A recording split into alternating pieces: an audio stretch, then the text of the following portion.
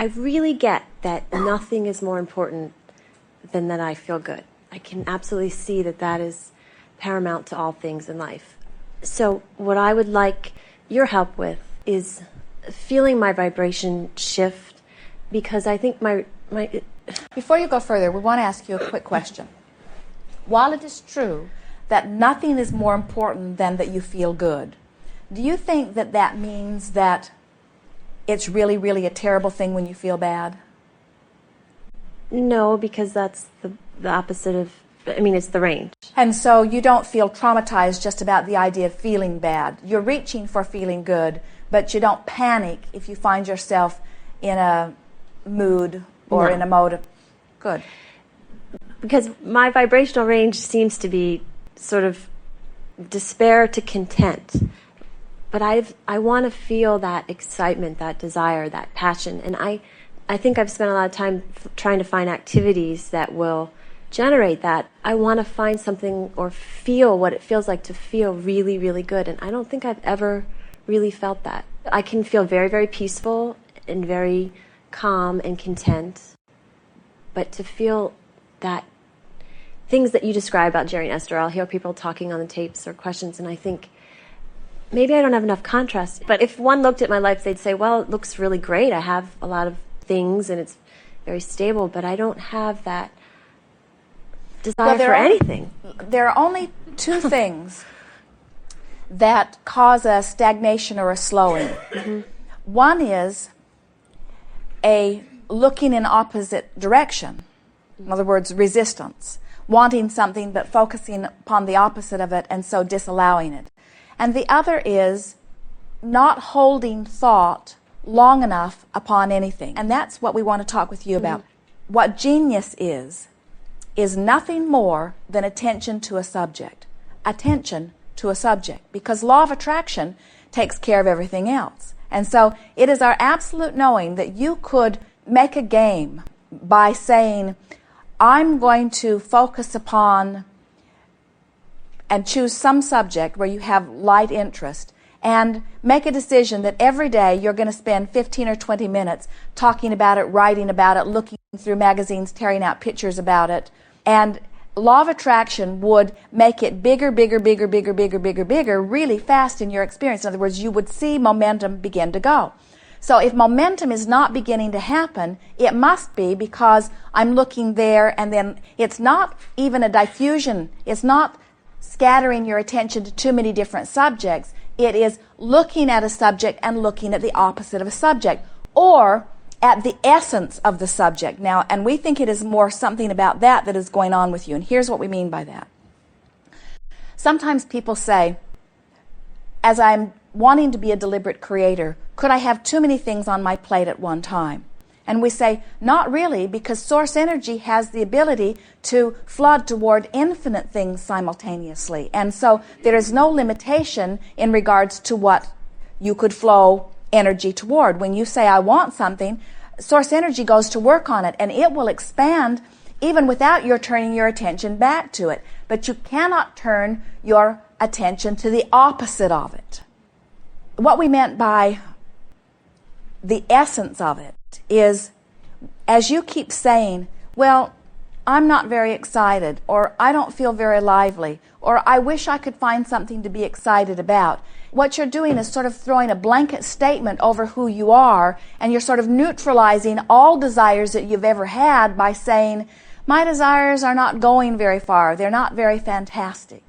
We're not really big on probing into the past. Mm-hmm. We just want you to understand that you have a collage of vibrations going on within you. Mm-hmm. And while part of you is wanting to be eager about something, mm-hmm. there's a part of you that's got the brakes on because there was a time in your life when it felt like everything was sort of out of control. Mm-hmm. And so then you decided that you were going to take control. And we think in the taking of control, you've limited the universe's ability to yield to you all kinds of fantastic things. It's like a lot of people will say, well, I'd rather be safe than adventurous. In other words, I'll just take the safe route rather than the adventurous route, where sometimes the adventurous route gives you the most enthusiasm or gives you the most fun, you see. Jerry and Esther will plan their traveling itinerary very carefully to avoid snow or ice, because they're rigged. They do not even know how it would handle on the ice.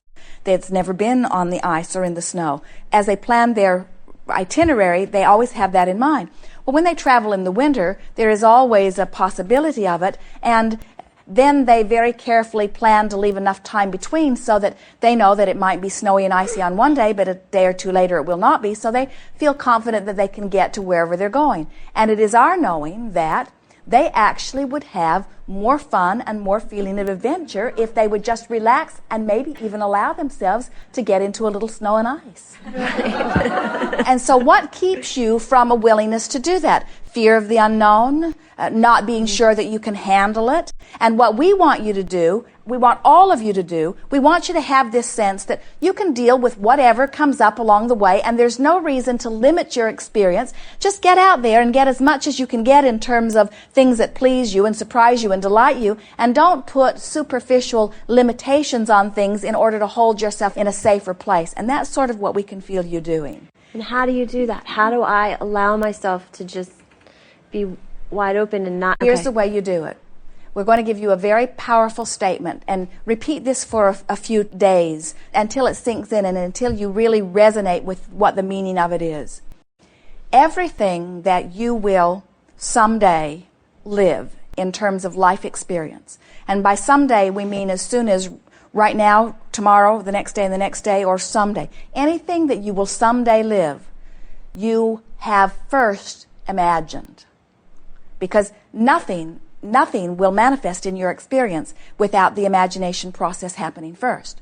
So if you are wanting to spice up what manifests in your experience, then you're wanting to spice up this virtual reality that we were talking about. You're wanting to find some subjects and take some pleasure in them. And the nice thing about playing this game is that in the virtual reality game, or in what we have formerly called scripting, or what many call visualization, there's no risk because it's all just happening in your mind. You get to play it out in whatever way that you want to. But the magic of it is in the detail. The magic of it is in getting into a place that begins to feel real enough that you're wanting to actually add the impetus to it by adding more information to it. Any subject that you'd like to choose? Anything fun come to mind? It would be teaching. I do like to teach. So you like conversation. Mm-hmm. You like making... For the most part, I'm a good speaker. Yeah. You like interacting with someone where you feel like you're contributing in some kind of meaningful way.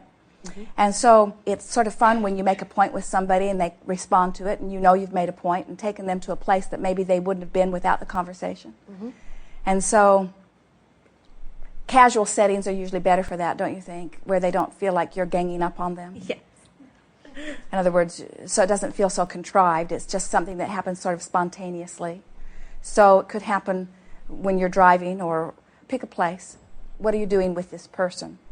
Where this casual conversation is happening, where you feel that you are uplifting them to something. So you mean just one-on-one? Oh, right. So you would prefer it in front of a group of people. That does feel more exciting? In other words, rather than just riding with someone in the car and saying meaningful things. Let's pick me and my boyfriend riding in the car, talking and laughing and feeling excited. Are you enjoying what he is saying and he is enjoying what you are saying? Mm-hmm. Who's doing most of the talking? He probably is. And who's doing most of the laughing? Me. And is he doing any of the laughing? Mm-hmm. What is the topic that you are batting about here? Well, this is what I love about him. He's just ridiculous. He could be absolutely meaningless, and he's funny. Something on the road, a sign, a joke he heard, something on the radio. And so now you're wanting to get in on it. Yesterday, someone gave Jerry a book, and it was a book about, as you're interacting with others, like employees or anyone who is meaningful to you, you say to them, I want, if it would be all right with you, for the next 30 days, I would like to express to you something that I appreciate about you. And Jerry and Esther both said when they heard that, well, wouldn't it be better to just do it? Why make an announcement? And then the author went on to explain that it is better to tell them, because otherwise they're going to smell something fishy. If all of a sudden your relationship blossoms into this gushing verbiage about how wonderful someone is, they might smell a rat. And Jerry sort of skipped around through the book, and they enjoyed the positive upliftment, and they began thinking of people that are close to them and so many of the positive aspects, and it was really a fun exercise. But then in the back of the book, the author had written, to sort of jumpstart her readers, things in alphabetical order that you might say, which made Esther sort of laugh, and Jerry too, as they were going through the list, because then they began doing it to each other.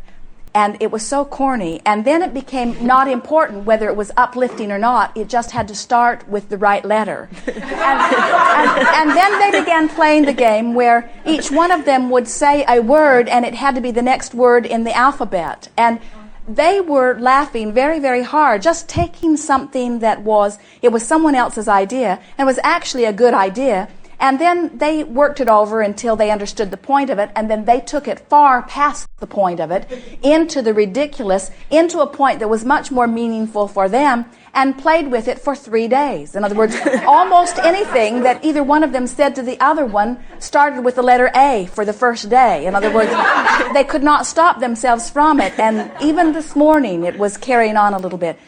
That's what you're reaching for. It's staying on a subject long enough that you're milking it for all of its intrinsic value to uplift and please and delight you.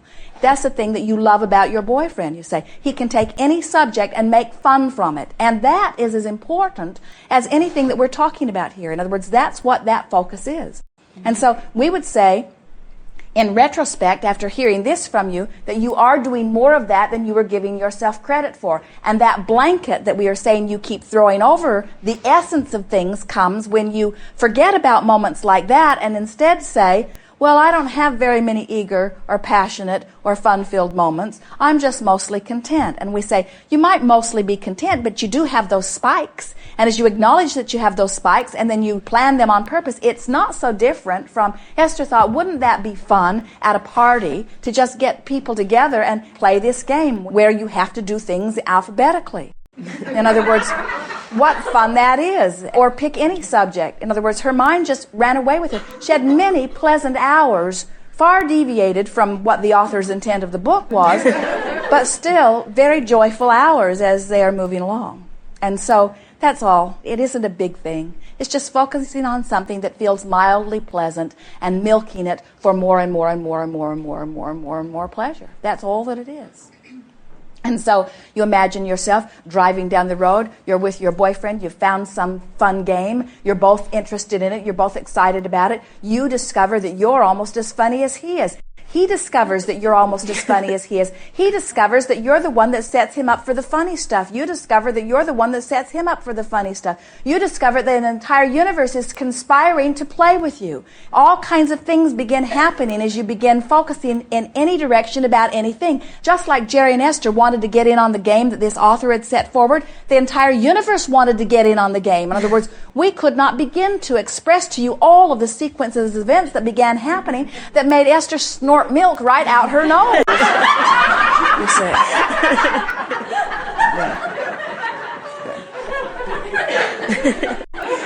That's what I want. I want those blissful moments. Yes. Well, then count the ones you're already having and anticipate more. And it is our expectation that there is much, much more. You cannot focus on a desire as you have done here without the universe conspiring to bring you all kinds of things. But the key to it really is visualize it first. Visualize the fun, visualize the eagerness, or remember snatches where you were having it. Okay. Something that Esther flashes back to often. Often, Jerry makes her laugh so hard she cannot stop. And she loves it. And if he can get one of those off in every day, he feels like his life is complete. In other words, he sort of works for it and sneaks up on her. And she feels the same way with him. And so every now and again, once she gets in one of those modes where she can just feel life flowing into her, it's like everything opens up. It is the most delicious feeling. It's better than anything you could eat or anything that you could do or anything that you could think. Just that feeling of, and then she will almost always flash back to the time that she was in high school, sitting around with chums in that light-hearted, carefree environment, finding something to laugh about and laughing until they were hurting. And so one compounds on the other. In other words, as you have the experience and recall it and remember it and savor it and want more, then when it comes, each one builds on the next and each one builds on the next until before you know it, you're there on a whole lot of different topics. Really. Yes.